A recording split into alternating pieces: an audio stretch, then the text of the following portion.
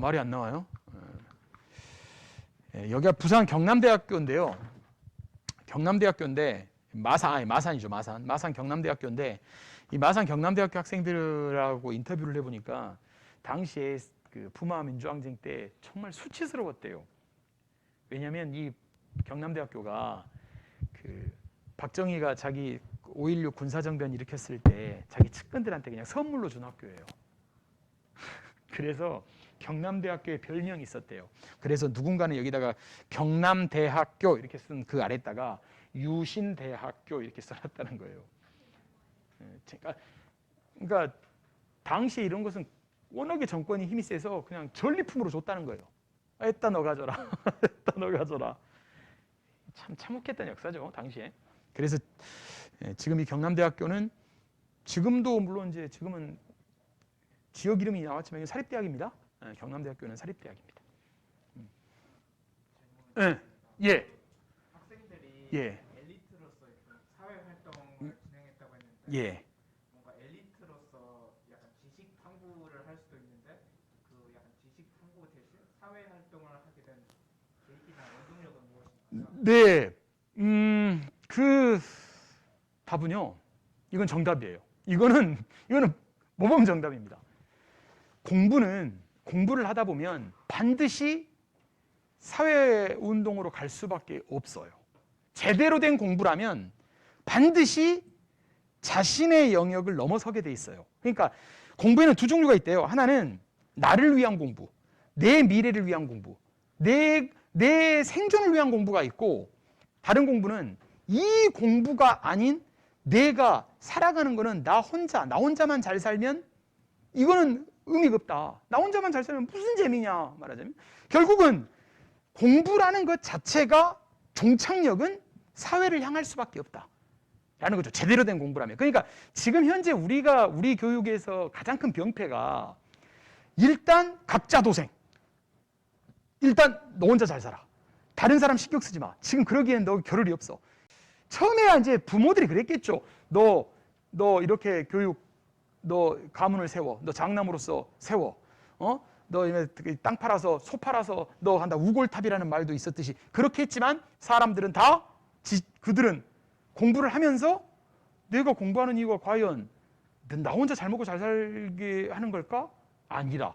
결국은 사회로 시선을 돌릴 수밖에 없었다는 거죠.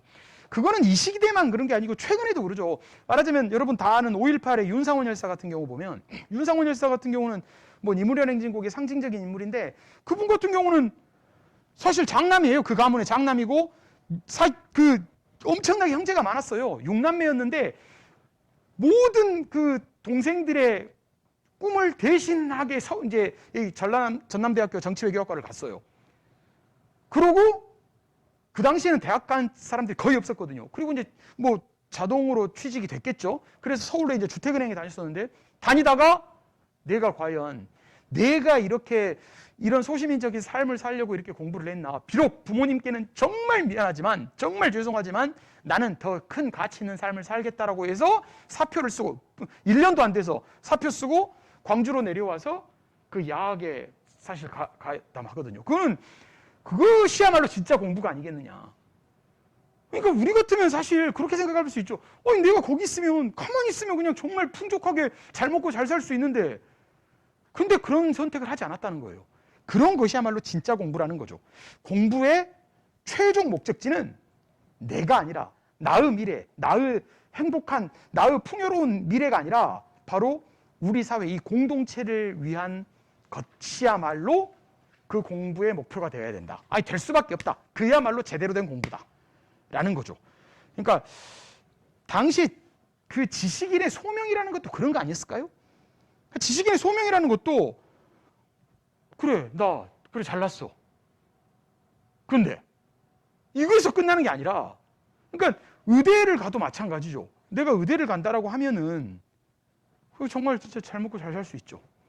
그럼에도 불구하고 그 시선은 내가 아닌 다른 사람에게 돌릴 수 있는 것. 이래야만 지식인이죠. 지식인을 한 철학자는 그렇게 설명하더라고요. 지식인을 사전에다 찾아봐라. 그러면 뭐 지식이 많은 사람 뭐 이렇게 해석하지 않고요. 이렇게 해석합니다. 지식인이란 나하고는 하등 상관이 없는 일, 내 이해관계하고는 아무런 상관이 없는 일에도 참견하는 사람, 이 사람이 지식인이다. 이렇게 규정하거든요. 전 그게 맞다고 생각해요. 지식인이란 내 울타리를 넘어서서 나하고 전혀 이해관계가 없는 일에도 기꺼이 발을 담궈서 참여하는 사람. 그게 진짜로 공부를 하는 사람이죠. 우리가 공부를 해야 되는 이유가 그런 거 아니겠어요? 나 혼자 잘 먹고 잘 사는 것은 절대 공부가 아닙니다. 절대로. 그거는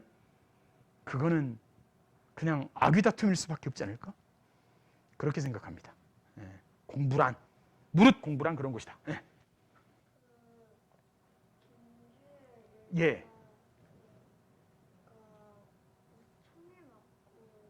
예, 최루탄에 맞았어요. 예, 그 어디 뭐에 맞았느냐가 궁금해요.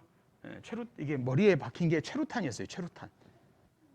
최루탄은 최루탄은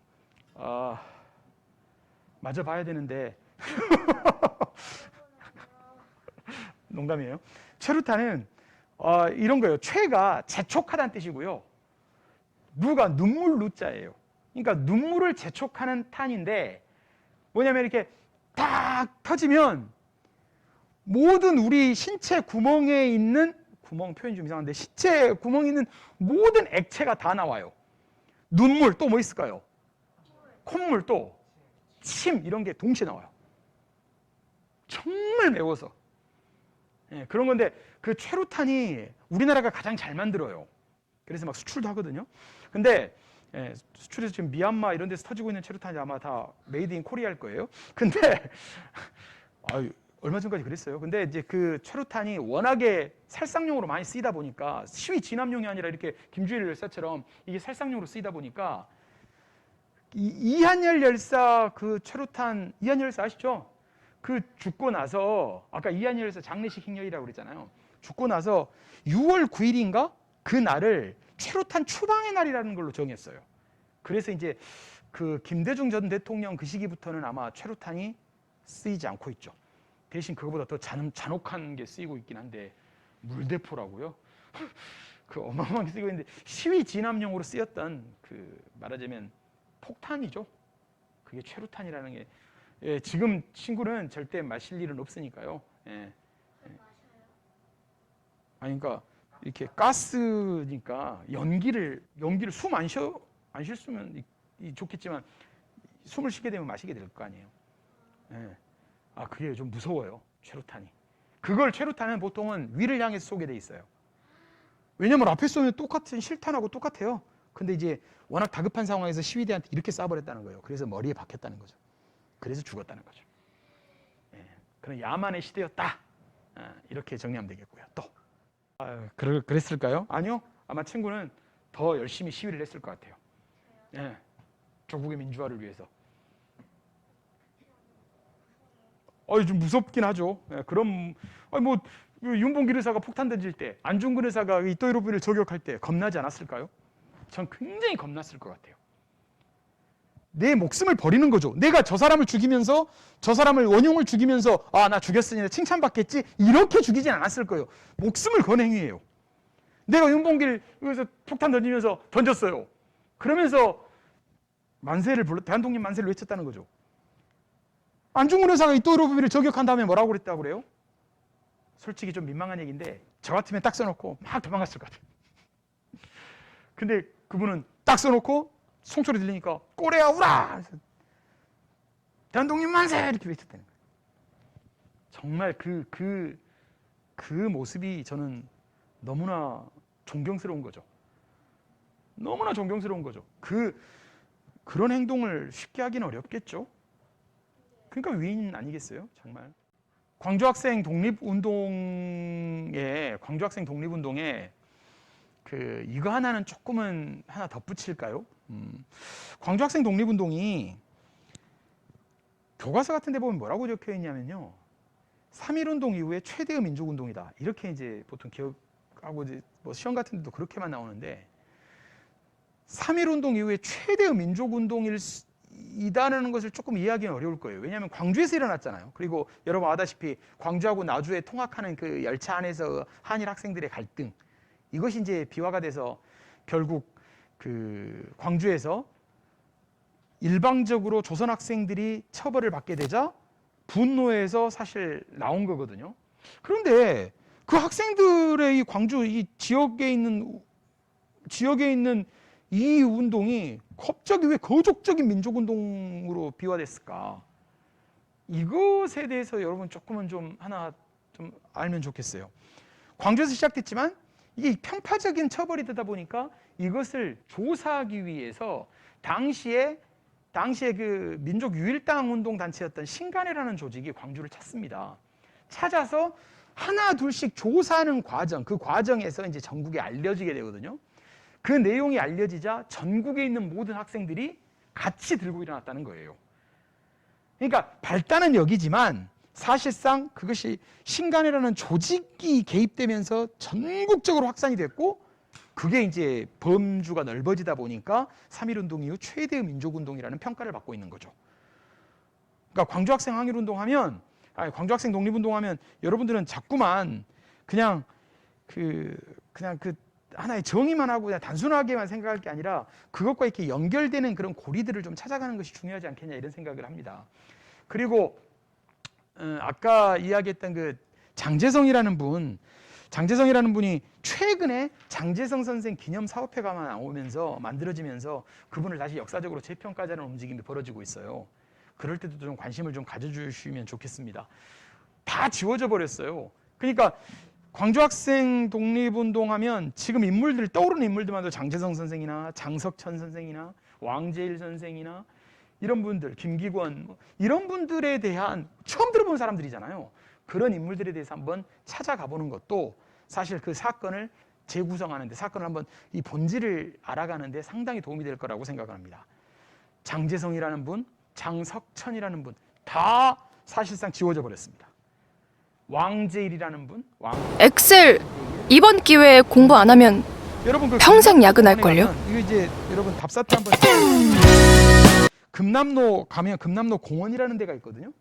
금남로 공원이 광주에서는 굉장히 중요한 곳인데, 금남로 공원 들머리에, 그러니까 도로에서 금남로 공원 쪽을 보면 거기에 장제성 빵집과 김기권 문방구점이라는 표지석이 세워져 있어요. 그냥 딸랑 덩그러니 그거만 딱 세워져 있는데 그곳이 광주학생 독립운동의 사실상 모처다. 거기서 수많은 사람들이 오가면서 모의를 했고 만나서 회의를 했고 거기서 공부를 했던 곳이거든요. 그런 것들을 좀 이렇게 좀 현장감 있게 좀 공부를 했으면 좋겠어요. 광주에서는 5.18이 너무나 과잉 대표되어 있다 보니까, 그러니까 광주하면 5.18만 떠올리잖아요. 광주 민주화운동하면 5.18만 떠올리는데 광주는요 5.18만 가지고 있는 도시가 아니에요. 광주는 광주학생 독립운동뿐만 아니라 아까 이야기했죠. 4.19 혁명도요 광주에서 시작돼요. 3.15 부정선거 났을 때 가장 먼저 일어난 곳이 바로 금남로거든요. 광주고등학교 학생들이 교문을 뛰쳐나와요. 그것이 이제 곡민주주의 장송 시위라는 게 있는데 그 상복을 입고 이제 시위를 했다는 거죠. 민주주의 다 쓰러졌다. 그 4.19 혁명이 시작점이 여기고, 여러분 아다시피 시작점이 여기고, 김주열 열사 때문에 마산이 4.19 혁명의 상징이 돼버렸는데, 그게 4월 11일 마산, 광주, 그리고 서울은 이제 이승만을 쫓아냈으니까, 그래서 요 3대 도시 서울, 광주, 마산을 4.19 혁명 성지라 불러요. 그래서 광주에는, 마산에는, 서울에는 419번 버스가 다녀요. 광주 역시 419번 버스 다니는 거 아세요? 그렇죠. 419번 버스가 다녀요. 419번 버스. 왜 419번 버스가 다닐까? 4.19 혁명, 여기 혁명의 성지니까 그래요. 광주는 518번도 다녀요. 왜? 5.18 도시니까. 또 228번 버스도 다닙니다. 228. 아까 228 민주운동 있죠. 근데 228은 여기서 일어난 게 아니잖아요. 근데 왜 228번 버스가 다닐까? 광주와 대구가 서로 교류하자고, 달빛 동맹을 맺어서 교류하자고 그래가지고 우리는 228번 버스 만들 테니까 너희들은 518번 버스 만들어라. 그래서 서로 이렇게 같이 그 상징적인 숫자, 그 시내버스를 운행하고 있어요. 419번 버스가 그런 의미예요. 근데 419번 버스 이야기하면 다들 그거 타요. 저 타고 다니는데요. 왜요? 그게 419만 우리 광주 지역의 4.19 혁명 성지들만 돌아다녀요. 4.19 이게 사적지면. 4.19 사적지도 우리 광주에 많아요. 혹시 4.19 우리 광주에 4.19 기념탑이 어디 있는 줄 아세요? 4.19 기념탑은 광주공원에 있어요. 광주공원, 광주천 옆에 광주공원에 딱 들어가면 넓은 광장이 있고 그 광장 옆에 4.19 기념탑이 딱 세워져 있어요. 멋지게 세워져 있어요. 그건 광주의 자랑이에요. 근데 아무도 관심이 없다 보니까 왜? 5.18이 워낙에 과잉 대표되다 보니까 4.19가 조금 밀리는 느낌이에요. 근데 절대 그럴 곳이 아니에요. 광주는 얼마나 광주가 세계에서 정말 유명한 도시예요. 광주. 그럼요. 민주주의의 성지라니까요. 전 세계 민주주의의 성지 광주.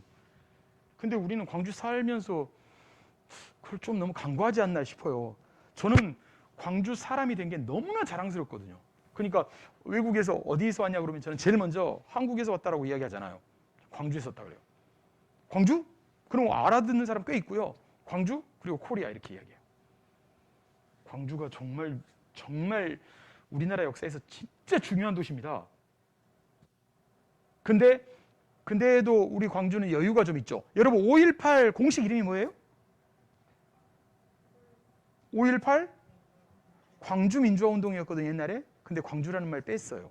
지금 공식 이름은 5.18 민주화운동이에요. 왜? 광주가 이 민주화운동의 역사를 독점하지 않겠다 이거거든요. 광주민주화운동은 그냥 광주가 독점하는 것 같잖아요. 뺐어요. 그냥 5.18 민주화운동이에요. 사실 그 공산주의라는 이론이 우리나라에 들어온 거는 1920년대입니다. 1917년에 러시아 혁명이 터지고요. 1917년 러시아 혁명이 터지고 나서 어마어마했던 대제국이었던 러시아 제국이 순식간에 무너져 버리잖아요. 그러면서 이제 공화국 체제가 만들어지는데 그것이 전 세계 사람들한테는 상당히 큰 충격이었습니다. 저 거대한 공룡이 공산주의라는 이론으로 무너지는구나. 그 공산주의 이론을 대입한 사람이 바로 레닌이라는 사람이죠. 마르크스는 그 이론을 만들고만 죽었죠. 그리고 100년 뒤에 레닌이 그 이론을 가지고 이 러시아라는 제국을 무너뜨렸죠. 그것이 전 소문이 나자 전 세계가 공산주의가 뭐지? 그러면서 전 세계 파급이 돼요. 그러고 나서 우리나라에 들어올 때가 1920년대거든요. 20년대 그 소문을 다 들었을 거 아니에요. 이야, 대체 어떤 사상이길래 저 러시아 제국이 쓰러졌을까? 그렇게 해서 공부하는 사람들이 하나둘씩 늘어났고 20년대 학교를 갔던 사람들은 열이면 열, 백이면 백 다 공산주의를 공부했어요. 그래서 공산주의는 밖에서 들어온 새로운 사상이다 그래서 신사상이라고 불렀고요. 그래서 1925년에 우리나라에 이제 조선공산당이라는 당이 만들어져요. 그러니까 러시아 혁명이 터진 지 8년 뒤죠. 그리고 그 당을 만드는 데 필요한 비용 이런 것들은 다 러시아에서 레닌이 이끌었던 그 국제 공산당 조직이라고 하는 코민테른이라는 조직에서 다 대줬어요. 그러다 보니까 공산주의가 당시 이 학생들, 지식인들은 전부 다 공산주의야말로 이 엄청난 제국주의를 극복할 수 있는 유일한 수단이겠다라고 생각하게 돼요. 그러니까 대부분이 사실상 공산주의를 공부했다고 해도 과언이 아니에요. 광주만 그런 게 아니라. 그랬던 사람들, 그리고 심지어는 정치인들뿐만 아니라 문인들도 있잖아요. 문학인들도 우리가 이런 식으로 하면 되겠어? 공산주의적인 이런 사고를 사람들한테 확산시키려면 문학 작품도 공산주의의 배경을 깔고 있어야 된다고 생각하고 1925년에 우리 만들어진 조선 프롤레타리아 문학가 동맹이라고 해서 이제 KFP, 카프가 그때 만들어지거든요. 그러니까 문인들조차 시인, 소설가 이런 사람들조차 공산주의에 이제 발을 담그게 되죠. 그러니까 1920년대, 30년대의 지식인 하면 다 공산주의자예요. 그런데 그러니까 그 사람들이 독립운동을 했던 건 너무나 당연한데 문제는 그런 사람들이 1945년 해방과 함께 사실상 대부분 북으로 건너가 버리거나 아니면 죽임을 당하거나 이래서 이제 씨가 말라버린 거죠. 그러니까 누만 남냐? 그냥 민족주의자들. 그들만 남아가지고 마치 그 몇 명 되지도 않는 그 사람들이 이 일제강점기를 사실상 호령했던 것처럼 우리가 잘못 알고 있는 거죠. 실제말로 김원봉 같은 사람도 공산주의자인데 김원봉 이 사람도 우리는 지워버렸잖아요. 그래서 영화 암살에서나 잠깐 언급되고만 김원봉은 북에서도 버리고 남에서도 버린 사람 아닙니까? 그 사람 지금 묘가 어디 있는지도 모르는. 그러니까 공산주의자에 대해서 지워버리면 광주 학생 독립운동뿐만 아니라 독립운동사 자체가 지워져 버려요. 그러니까 우리는 공산주의자를 지금의 공산주의자 북한하고 비교할 게 아니라 일제강점기 공산주의 운동은 따로 공부를 해야 돼요. 그래야만 우리 독립운동사가 풍성해질 수 있다. 그걸 빼버리면 반쪽짜리라는 거예요. 장제성 그분도 장제성 선생도 해방 이후에 북한을 갔다 와요. 근데 그거 이후로 이제 미 군정한테 잡혀가지고 여기 광주 감옥소 답사할 때 갈 겁니다. 광주 감옥소 그 형무소에서 잡혀 있다가 전쟁 소식을 듣게 되죠. 전쟁이 났는데 그러니까 잡혀다가 이제 여기 산동교 여기서 처형됐다라고 이제 기록은 그러는데요. 거기서 집단 학살돼 버리죠. 그때가 40 이때니까요, 나이가. 그랬던 참혹했던 그러니까 공산주의에 대한 편견을 좀 버릴 필요가 있어요. 공산주의 하면 무조건 막 이러는데 지금 북한이라고 생각하면 안 되고요. 예, 지금 북한은 사실상 좀 지나치게 좀 봉건적인 국가 아닌가요? 그죠? 아버지 왕, 아들 왕. 좀, 예. 공산주의는 그렇습니다. 우리나라 공산주의 운동사는 그래서 별도로 좀 자세히 좀 공부해야 되겠다. 저는 이런 강의로 이런 것들은 제가 오늘 이야기했던 것들은 사실상 다 나오는 얘기지만 흔히 볼 수 있는 얘기지만 우리나라 공산주의 운동사는 따로 한번 해보았으면 좋겠어요. 우리나라 공산주의 운동사, 공산주의가 언제 들어왔고 공산주의는 어떤 역할을 했고 해방 후에 어떻게 해서 공산주의가 몰락을 했고 됐는지 이런 것들 일련의 과정을 좀 별도로 했으면 좋겠다라는 생각도 한번 해봅니다. 사학과에서 진짜 저는 사학과 학생들이 또 대학원생들이 공산주의 운동사에 대해서 좀 공부했으면 좋겠어요. 근데 우리나라에서 지금 공산주의 운동사를 전공하신 분들은 제가 알기로는 거의 없어요. 하긴 뭐 옛날에 전공했다면 저는 그 블루오션이라고 생각해요. 그러니까 공산주의 운동사 이거 굉장히 중요하다라고 생각을 하고요. 예, 공부하십시오. 진짜 공산주의 한번 공부해 보시면 저는 적극. 그 광주에는요 사적지가 많지는 않아요. 그리고 그 터가 아예 사라졌으니까요.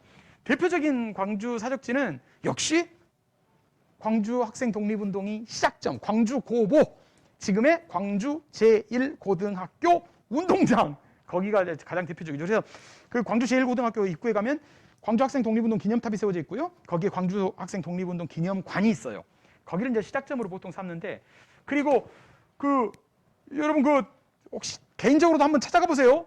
여러분 광주 학생 기차역에서 사달이 난 거잖아요.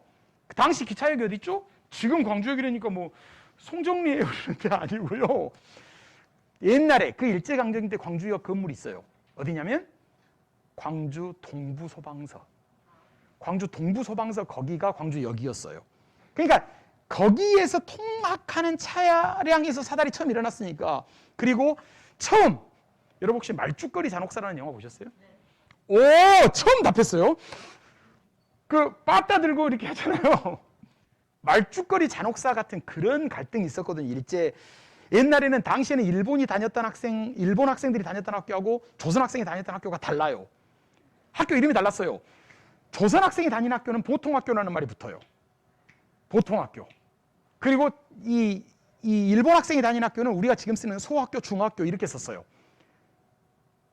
그러니까 달랐다고. 그러니까 그 학교에 다닌 학교 이름만 봐도 저기가 일본 학생인지 조선 학생인지 알 수 있어요.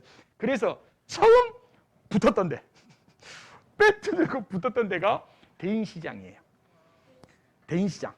대인시장 입구 보면 이렇게 동문다리라고 이렇게 조그만 표지석이 하나 있는데 대인시장에서 우리 친구 아이가 이제 거기서 붙었던 곳이고요. 그리고 이제 전남여고 있잖아요. 전남여고 광주에서 가장 오래된 학교예요. 그 전남여고는 이동도 안 했어요. 다른 학교는 전부 다 이사를 가고 난리를 했는데 거기는 원래 그 자리예요. 전남여고 학생이 광주 학생 독립운동에 주동을 했죠. 이 학생들. 거기는 주동학교로서 광주 제1고등학교와 함께 이 전남여고가 그렇게 이제 터가 됐고 그리고 이제 돌아서 나오면 민들레 소극장이라는 데가 있는데 혹시 가보셨는지 모르겠어요. 민들레 소극장 그 자리가 광주 감옥이 있던 자리예요. 거기에 수많은 공산주의자들이 갇혀 있었어요. 거기서 이제 장제성 선생님도 거기서 학살되고요. 그리고 거기서 돌아 나오면 아까 금남로 공원 있잖아요. 그 금남로 상가. 그 공원에 광주학생 독립운동을 이끌었던 성진회, 독서회, 독서회 중앙본부 거기에 이제 아지트가 있었어요. 그게 바로 아지트가 김기건 문방구점하고 장제성 빵집이에요. 그 아지트, 그러니까 거기가 사실상 말하자면 택자리인 거죠, 거기가. 그리고 이제 어디로 가냐면 이제 그것까지가 사실상 우리 남아있는 광주학생 독립운동 흔적인데, 그리고 어디로 마무리할 거냐면 저기 광주학생 독립운동 기념공원이라고 있잖아요, 저 화정동에. 거기 가야 있어야 될 하등의 이유는 없어요. 거기는 당시 광주도 아니었어요. 그런데 거기에 있는 이유는 기념탑은 만들어야겠고 기념관은 만들어야 되는데 어디에 할까 가장 싼 땅으로 간 거죠. 그런데 이제 거기에는 의미가 있는 게 뭐냐면 그 광주학생 항일운동 그 기념탑 가는 길에 성진초등학교라는 학교가 있어요. 근데 그 성진초등학교가 옛날에 백일초등학교였어요. 근데 거기가 뭐 성진이와 관계 있냐? 관계는 없어요. 그런데 백일초등학교 그 김백일이라는 친일파 그 사람의 학교 이름이 여기 있으면 되겠냐? 없애자.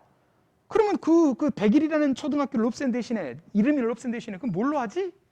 라고 하다가 어떤 게 좋을까? 이거 하자. 그래가지고 성진이라는 말이 붙었어요. 왜? 광주학생 독립운동의 사실 그 첫 모임.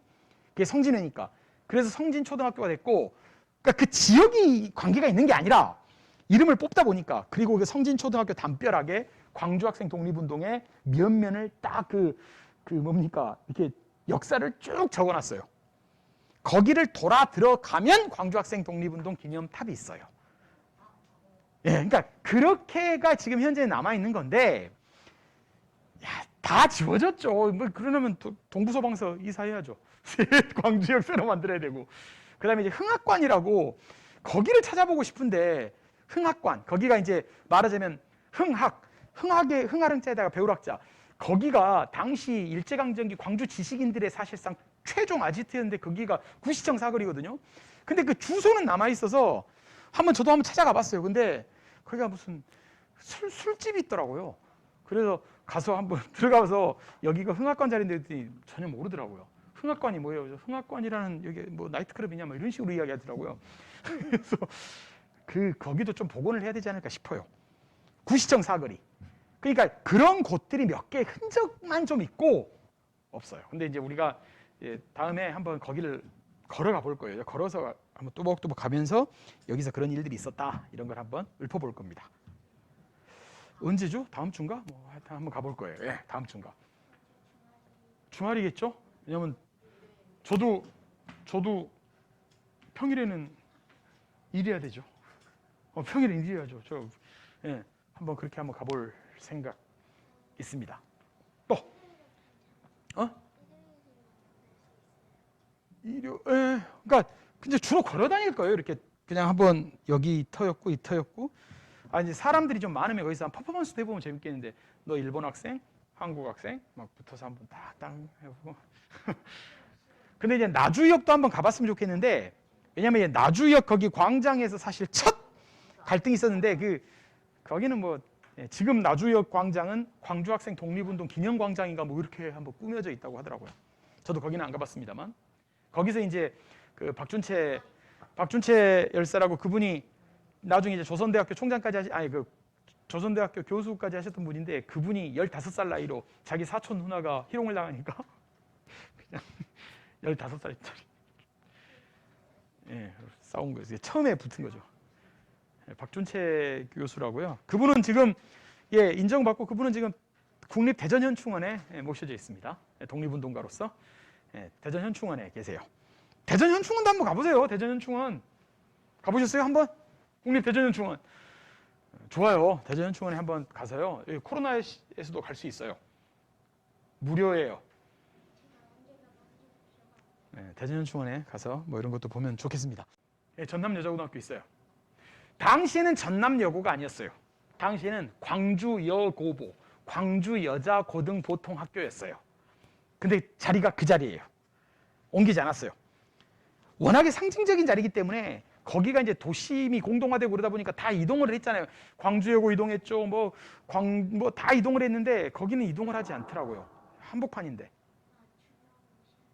중요한 곳이에요. 예, 광주 여고보 전남여고는 아주 중요한 곳입니다.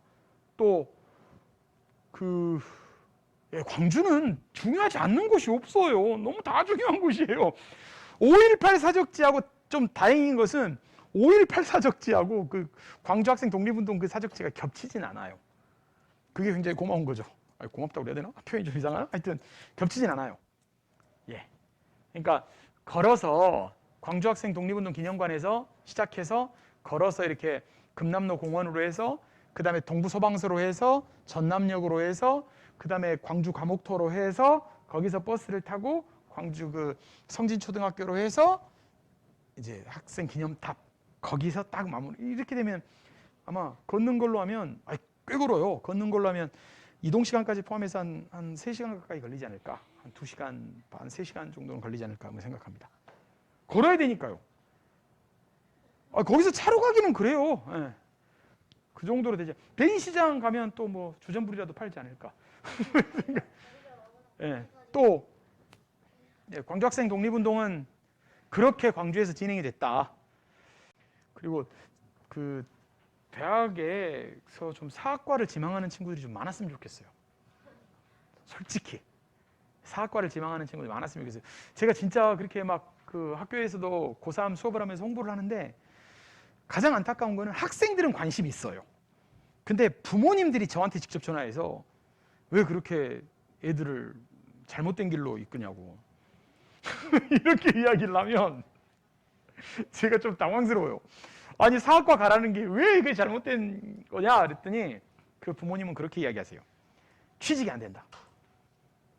항상 취직이 안 된다. 그래서 제가 그래요 하다가 화가 나면 그렇게 제가 대놓고 이야기합니다. 그럼 자녀분은 어디를 가실 건데요? 그래도 취직되는 경영학과를 가야죠. 이렇게 이야기를 하세요. 그럼 저는 뭐라고 답하냐면 어머니 경영학과를 가든 사학과를 가든 취직 안 됩니다. 똑같이 안 됩니다. 제가 장담하겠습니다. 똑같이 안 됩니다. 이왕 자녀분이 역사에 관심이 있다면 차라리 어차피 취직 안 될 거 4년 동안 정말 즐겁게 공부할 수 있는 학과로 가는 것이 좋다. 이렇게 이야기를 하는데 사학과 많이 갔으면 좋겠어요. 세상에서 가장 오래된 학문이 뭐죠?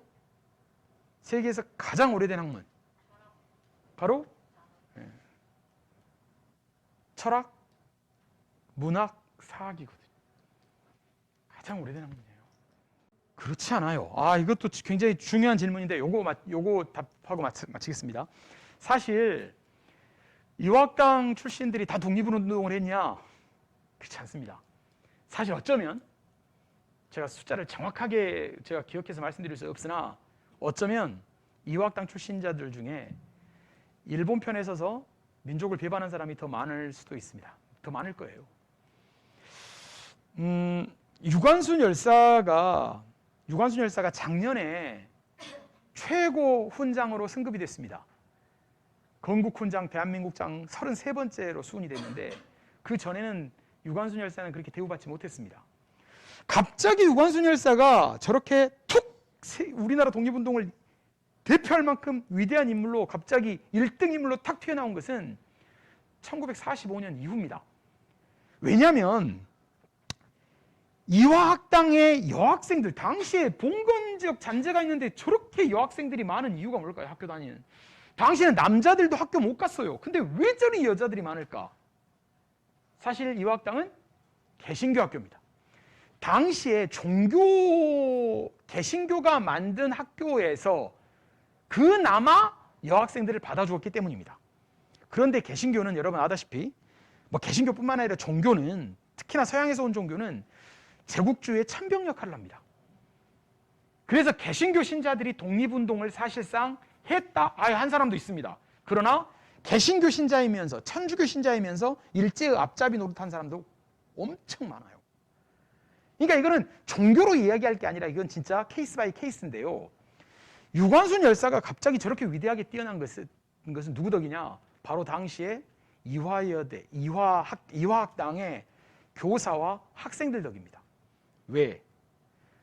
그 이화학당의 교사와 학생들이 유관순을 그렇게 치하하면서 돋았어요. 그래서 이 전기도 쓰고 기념 사업회도 만들고 왜? 놀랍게도 유관순 열사의 전기를 쓰고 그렇게 치하했던 사람들 놀랍게도 친일파들입니다. 친일파들이 유관순 열사를 그렇게 띄웠다고요. 여러분 시간이 많이 가니까 이것도 숙제로 내드릴게요. 박인덕이라는 분을 한번 박인덕 이화학당의 박인덕이라는 분을 한번 쳐보세요. 쳐서 한번 조사해 보세요. 네. 그러면 왜 친일파가 유관순 열사를 띄웠을까? 유관순 열사를 통해 자신의 죄과를 세탁하기 위한 것은 아니었을까? 그런 역사들이 정말 많습니다. 정말 많습니다. 또 하나만 더 말씀드릴까? 이거 이야기합시다. 아까 그 유관순 열사가 우리나라 훈장 중에 건국 훈장 중에 최고 훈장이 건국 훈장 대한민국장입니다. 우리나라에서 33명밖에 받지 않았어요. 그나마 그 33명 중에 5명은 중국인입니다. 중국인이 우리를 많이 도왔잖아요. 왜? 김구 선생이 그 사실 임시정부 그렇게 충칭까지 간 것은 중국에서 방을 한 칸 내줬기 때문이거든요. 그러니까 그거 인정합니다. 33명이에요. 이 33명은 독립운동 당시에 진짜 그야말로 베스트 오브 더 베스트라는 뜻이잖아요. 33명밖에 안 된다니까요. 그 중에 유관순 열사가 마지막이에요. 물론 여러분이 알고 있는 뭐 백번 김구 선생이랄지 뭡니까 뭐 도산 안창호 선생이랄지 뭐 김좌진 장군이랄지 이런 사람들 이봉창이랄지 윤봉길이랄지 있습니다. 있어요. 그런데 우리가 다 알만한 사람이 여기 33명에 못 들어가는 사람들도 많습니다. 대표적으로 홍범도 장군 이 사람은 아예 거론이 안 됐고요. 왜? 공산주의자잖아요. 그리고 단재 신채호 선생 들어갈 법하잖아요. 없습니다. 뭐 그다음에 우리나라 국무령 이동영 선생 없습니다. 박은식 선생 없습니다. 그 사람은 2대 대통령이었는데 없어요. 그래 놀라운 사실은 이승만 그게 첫 번째고요. 이승만이 미국에서 독립운동 하잖아요. 그 미국에서 독립운동 할 당시에 이승만의 운전기사가 들어가 있습니다. 임병직이라는 저 처음 들어봤어요. 그 사람이 대체 누군가 찾아봤더니 미국에서 독립운동할 때 이승만의 비서였대요. 그 사람은 33명 안에 들어가 있다고요. 그건 결국 뭐냐? 그럼 뭘 의미하냐? 우리나라가 독립운동사가 제대로 정리가 되지 않았다는 거예요. 공산주의자 빼고 북으로 월북한 사람 빼고 차 떼고 포 떼고 이것 떼고 저것 떼고 다 떼니까 다 시체말로 잔챙이만 남는 거예요. 제가 백번 김구 선생을 잔챙이라고 부르는 건 아닙니다만 그러다 보니까 우리가 제대로 정리가 안 돼 있어요. 유관순 열사도 그 와중에 자고 일어났더니 위인이 됐어요. 이건 아니죠. 유관순 열사 정말 위대한 분입니다. 그런데 왜 일제강점기 때는 다 그렇게 묻어놨다가 갑자기 느닷없이 갑툭 튀하냐고요. 그거는 온당하지 않다. 이렇게 이야기하면서 오늘 그 길고 긴 2시간 반 강의를 마치도록 2시간 강의를 마치도록 하겠습니다. 그 강의가 좀 더 지나치게 그냥 일방향적이어가지고 좀 다음 강의는 여기 이제 그 전대 사학과 또 학생들도 있으니까 그냥 이렇게 했으면 좋겠어요. 이렇게 원탁이든 이렇게 딱 둘러앉아가지고 그냥 자연스럽게 어떤 한 주제를 가지고 이렇게 주고받고 이렇게 이야기하는 것들이 가장 낫지 않을까 이런 생각해 봅니다. 저도 학생들로부터 많이 자극도 받아야 되겠고 저도 물론 현대사를 전공한 사람이지만 많이 부족하다는 걸 많이 느끼고요. 또 자료들은 계속 또 발굴되고 이러니까 그것에 대한 어떤 해석 또 젊은이들다운 해석도 받아서 어떻든 다양한 좀 시각을 가져야 될 필요성이 있어서 좀 젊은 대학생들과의 만남이 좀 늘어났으면 좋겠다. 한 번은 전대 강의를 한번 갔어요. 전대 윤리교육과 학생 강의를 갔는데 좀 진짜 저한테는 엄청 좋은 경험이면서도 이게 세대 차이가 좀 많이 나는구나 이런 생각을 솔직히 했어요. 이렇게 접근하는 게 조금은 다르구나 이런 생각하면서 많이 배웠습니다.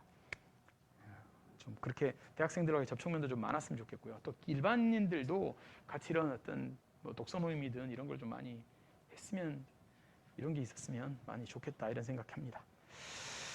혹시 이걸로 마칠까요? 감독님, 관장님 이걸로 마칠까요? 고생하셨습니다. 다음에 또 뵙시다.